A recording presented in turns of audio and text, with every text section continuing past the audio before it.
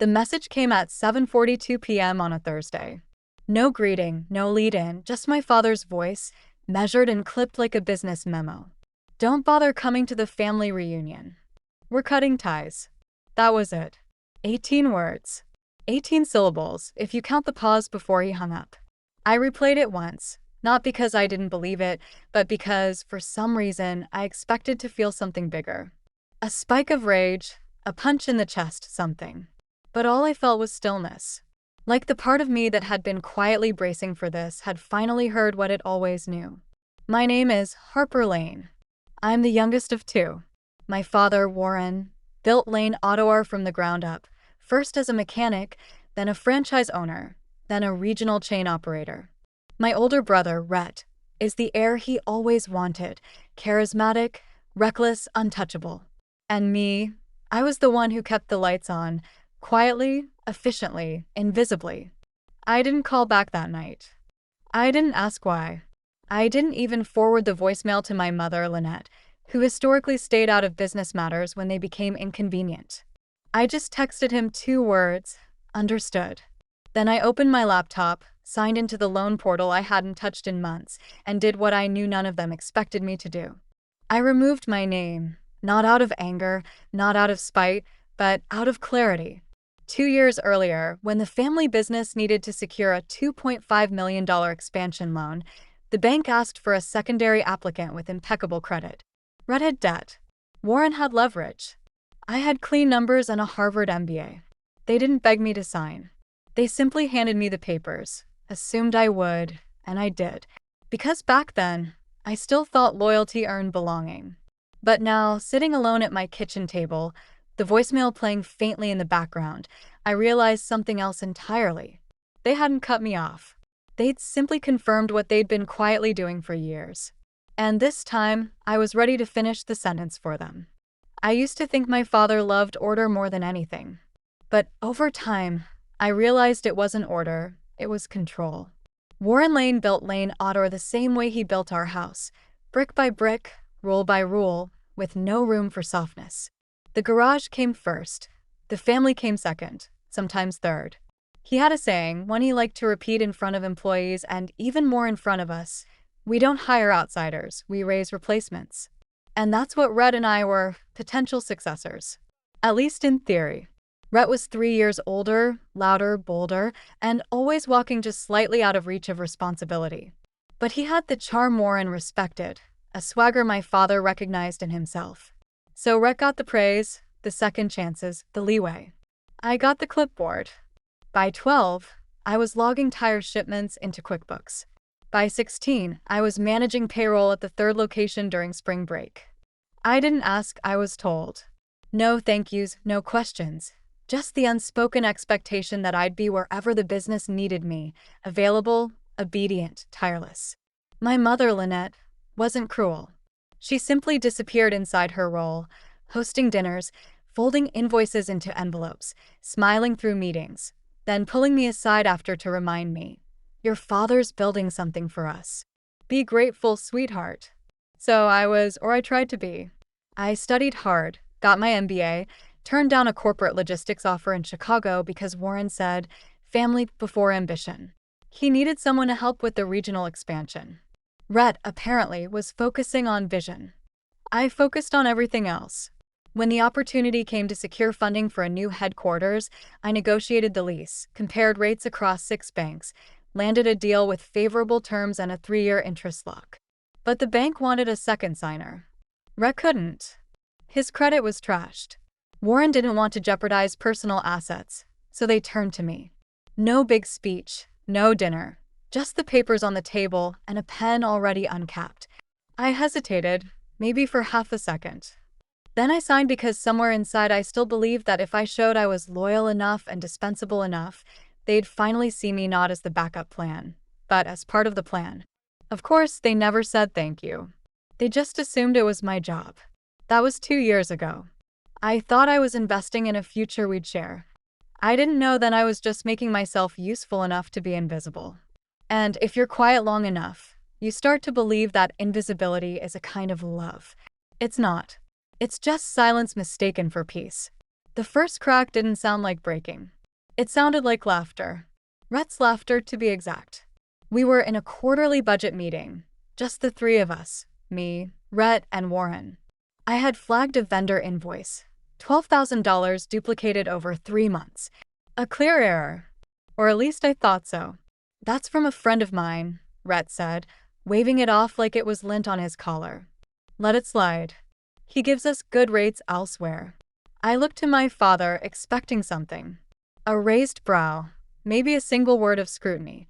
But Warren didn't flinch. He just reached for his coffee and said, "Focus on bigger things, Harper. Stop acting like an outsider."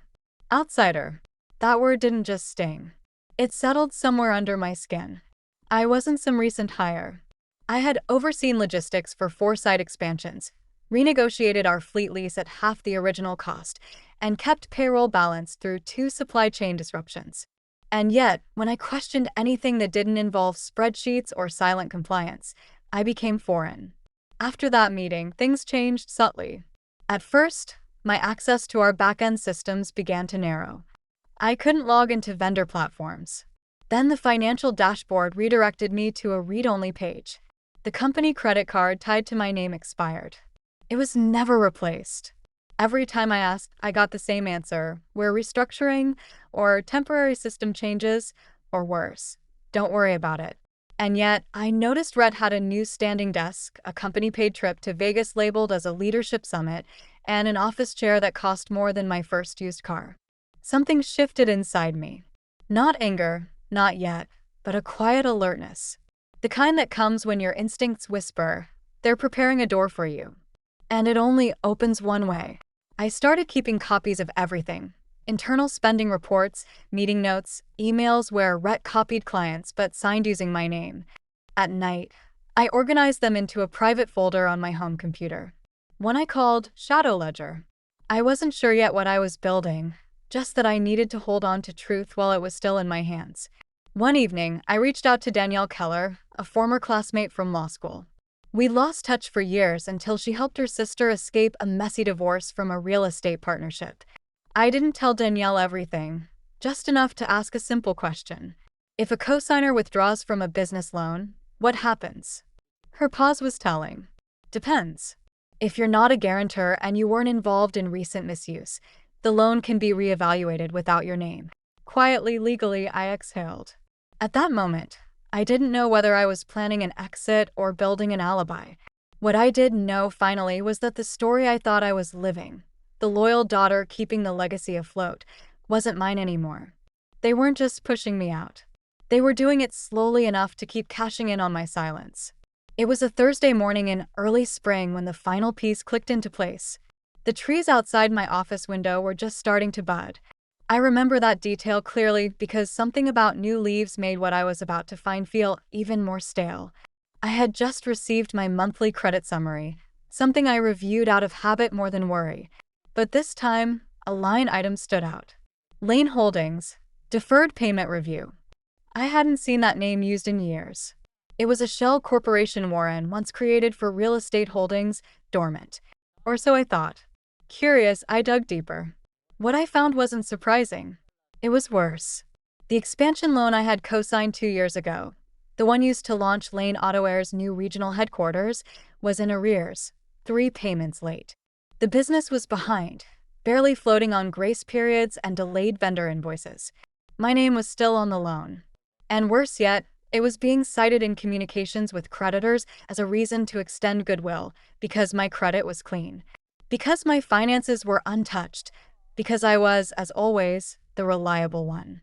But I hadn't seen a financial report in months. I hadn't been included in a board meeting since last fall. And the last time I asked Rhett for an update, he replied with a winking emoji and, "No worries, sis. Big vision coming." Vision didn't pay the bills. I pulled up archived records, traced invoices back 6 quarters, compared spending against budget projections I had written myself. And then I saw it. Over $40,000 in consulting fees, all funneled through a friend of Rhett's. Several entries labeled marketing testing had no campaigns tied to them. Fleet repairs triple billed and vendor quotes signed with my initials, ones I never approved. It wasn't mismanagement. It was orchestration. That same day, I met with Danielle again, this time in person. We sat across from each other in a quiet booth at a coffee shop she liked near the courthouse. I showed her everything. She flipped through the documents slowly, lips pressed, eyes steady. When she reached the co-signed loan agreement, she stopped. "You're not listed as a guarantor," she said. I blinked. Meaning what? Meaning they used your name to secure it, but you're not legally bound if you withdraw before restructuring. And if I do? Danielle set down the papers, folded her hands, and said something I've never forgotten. "You don't need to confront them. Don't warn. Don't scream. Just move the brick holding up their wall and let it fall." I went home that evening and opened the folder I had renamed. No longer Shadow Ledger, now Redemption Plan. Inside were PDFs, flagged emails, account screenshots, and a draft letter Danielle had helped me write weeks earlier, back when I still hesitated. I didn't hesitate anymore. They hadn't just pushed me out. They had used me until they assumed I had no more left to give. And maybe I didn't. But I had one thing left to take: my name. It took 4 minutes. That's how long the portal stayed open once I logged in using the administrative credentials I had created 2 years ago, back when I still had full access, back when I thought I was building something real. The screen flickered once, then showed a notice: co-applicant status, active. Modification options available. I clicked remove. Then I uploaded the signed withdrawal letter Danielle, and I had finalized 3 weeks earlier. I typed in my PIN. Submitted. No alarm sounded. No confirmation emails. Just a quiet message in gray text at the bottom of the screen. Update received. Processing pending compliance review. It was done. The next step was risk control. I emailed the bank's loan manager, a man named Keith Herr, someone I'd negotiated with during the expansion phase. I attached a summary of financial discrepancies, vendor fraud, altered signatures, and access restrictions indicating internal exclusion.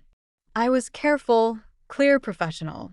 What I didn't include was emotion. Within the hour, the bank froze the operating account tied to Lane Holdings and triggered an internal review of the loan. Quietly. No call to my father, no memo to Rhett. Just a pause, a blinking cursor in their system where once there had been blind trust. While they scrambled, I moved. I contacted my personal accountant, Sabrina Kim, someone I trusted from my grad school years. We reviewed my exposure, ran simulations on worst-case scenarios.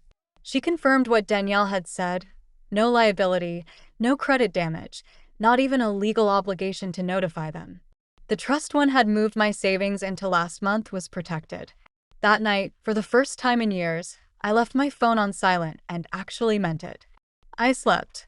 When I woke up the next morning, there were already 32 missed calls.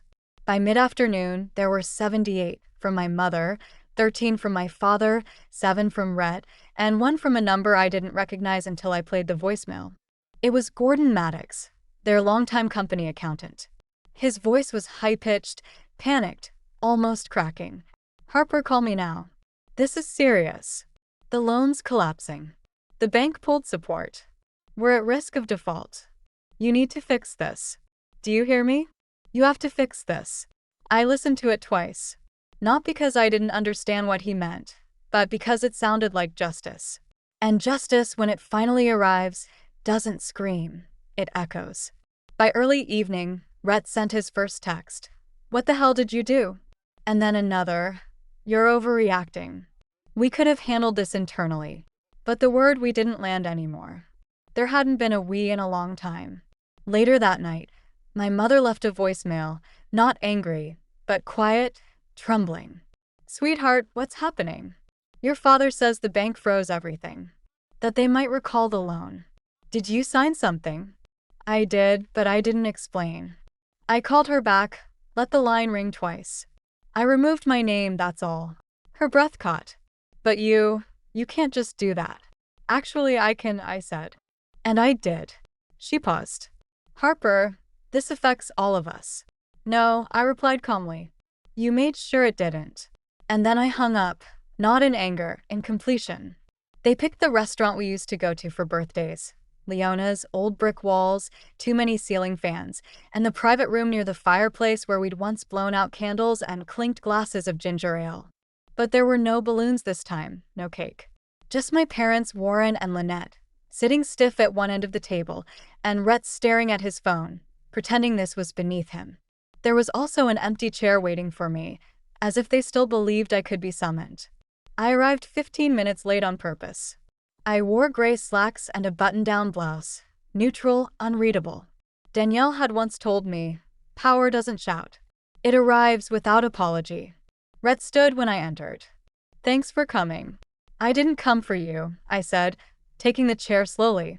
"Let's not waste each other's time." Warren leaned forward, eyes fixed on mine.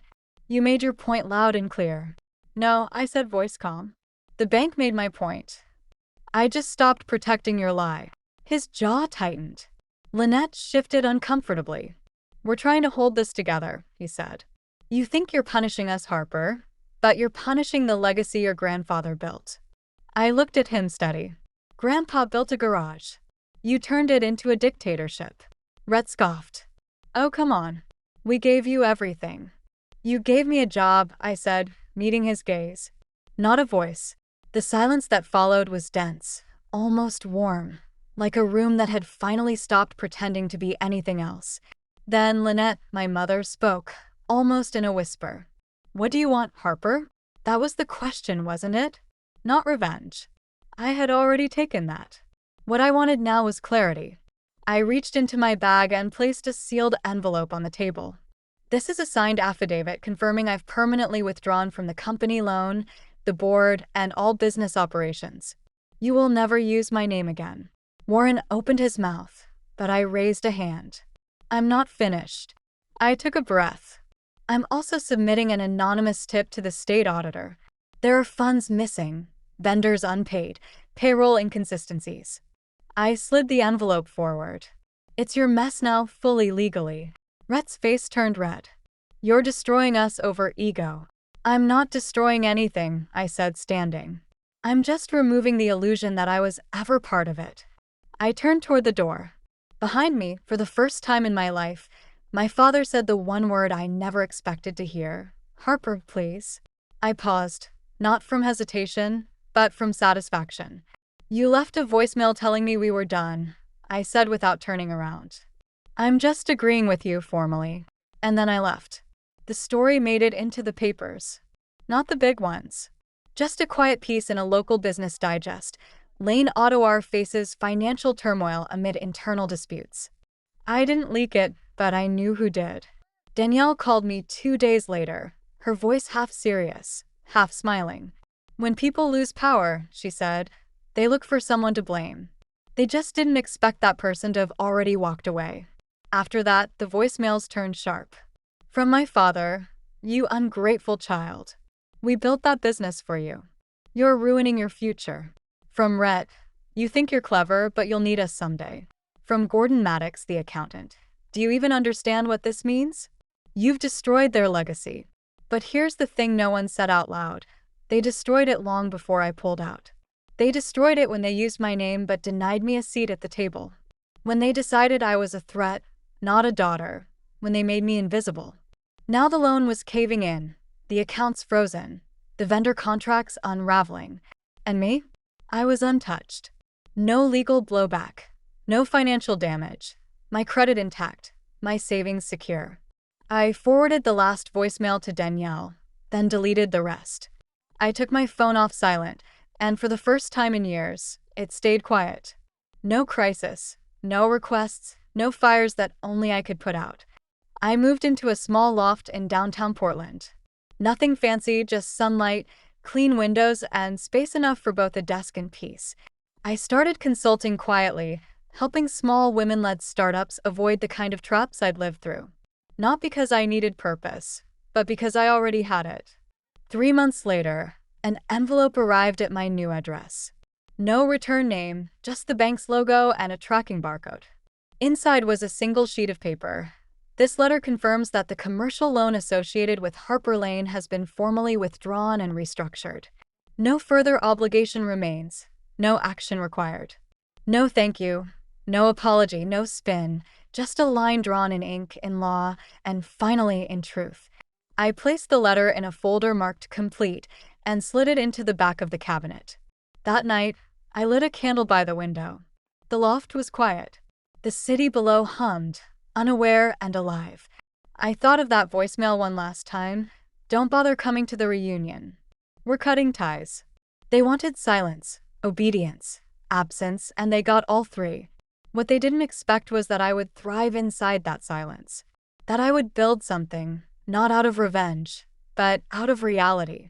I poured a glass of wine, opened a new client file, and wrote one line at the top: "You're not difficult. You're just finally visible."